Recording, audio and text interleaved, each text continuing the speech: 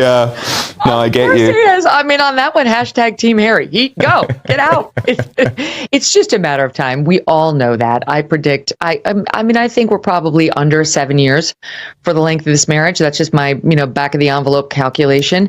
Because look, she's miserable. She's been miserable her whole life.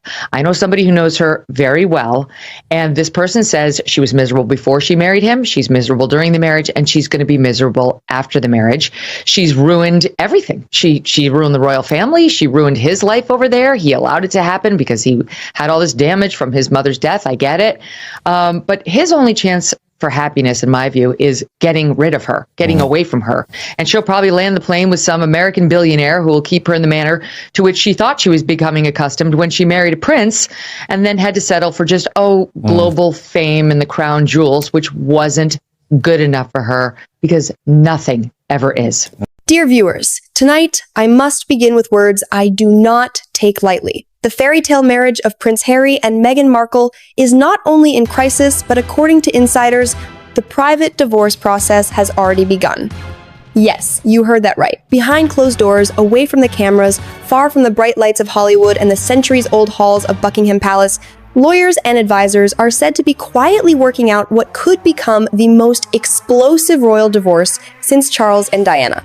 The public may see smiles, staged appearances, and glossy Netflix productions, but beneath the surface, this marriage may already be over. And dear viewers, what we're going to explore tonight is not just gossip.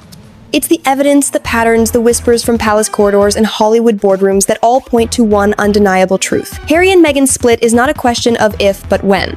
Stay tuned, because in the next hour and a half, I will guide you through the 7 stages of their unraveling, from early cracks to secret negotiations, from Meghan's ambitious independence to Harry's longing for home. By the end, you will be asking, is Harry about to walk away from his California cage and crawl back to the royal fold? Divorce rumors have haunted this couple from the start. The press didn't invent them, they were fueled by powerful voices. Remember Donald Trump telling Piers Morgan, poor Harry is being led around by his nose. Do I think it will end? Yes, poor I Harry do. is being led around by his nose, okay? You think it's going to end? I do.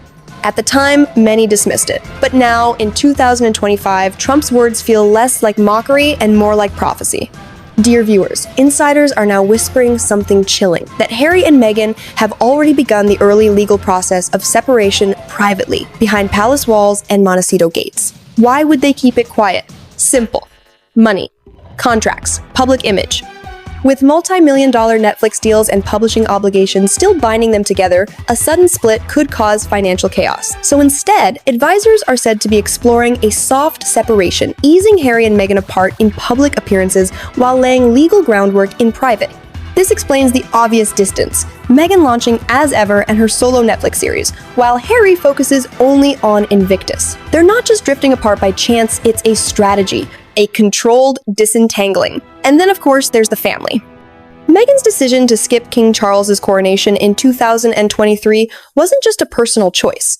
Some royal aides now see it as a symbolic declaration. Meghan will never be part of the monarchy again.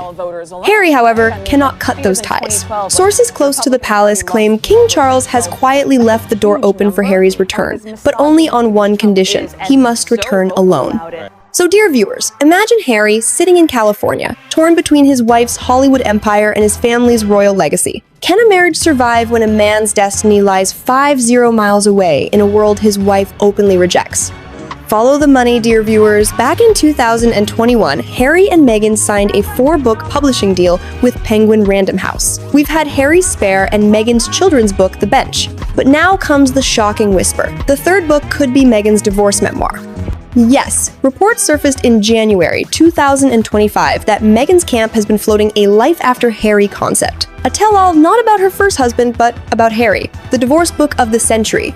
If true, Meghan stands to profit not only from their marriage, but from its very collapse. Could Harry's stomach being cashed in on yet again? Look closely, dear viewers, and you'll see the evidence in plain sight. Once inseparable, the Sussexes now operate on entirely different tracks. Building as ever, crafting jams and lifestyle brands, filming Netflix shows, relaunching Instagram, Harry flying to Invictus Games in Vancouver without her.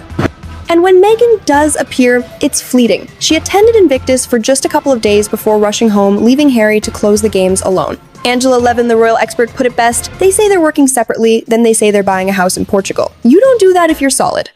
Dear viewers, you don't live two lives unless you're preparing for a future apart.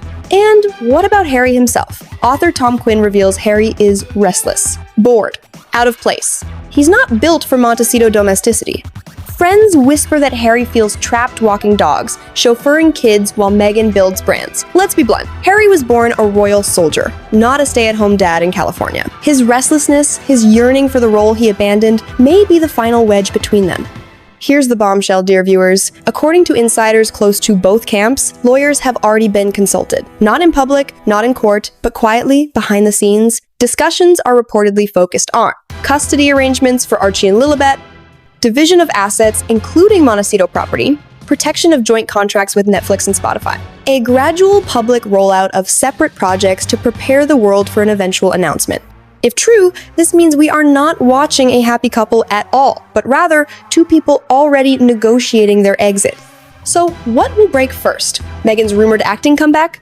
Harry's return to the royal family? The explosive memoir? Or simply Harry's boredom with life in exile?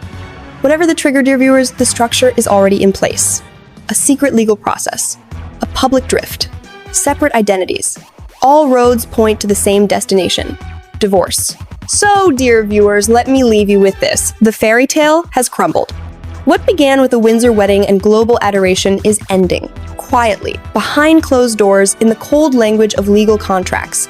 Will Harry return to Britain, tail between his legs, seeking the redemption his wife could never give him? Will Meghan rebrand herself once more, this time as the independent woman free from royal chains? One thing is certain: this is not the end of the story. It is the beginning of the most dramatic royal divorce in modern history. Stay with us, because the storm is only just beginning. If this alleged news is all true, then it will truly be the end for Harry. Let's just pray it isn't. I think that you can't actually continue to do that without any gratitude. There was no gratitude. Meghan wouldn't be known for anything if she hadn't actually married Harry and been in the royal family. But she, her wedding was £132 million, no gratitude. And the whole thing was to destroy them and to, get rid of them so they could come and present a more woke, upward market couple. But they made a big mistake. They would argue that they were hounded out of this country. The press were very hostile. You and I are both being very hostile now. You could argue the press attention has made their life a misery. They're entitled to complain, and that actually it's affected their mental health. No, that's nonsense. They wanted to leave. The Queen said you can go. They had everything they wanted. If you've got, you move on. And please, guys, if you find this video interesting, do well to hit the like and subscribe button, and also share to a friend who might be interested in it as well. Stay blessed. I love you all, but Jesus Christ loves you most.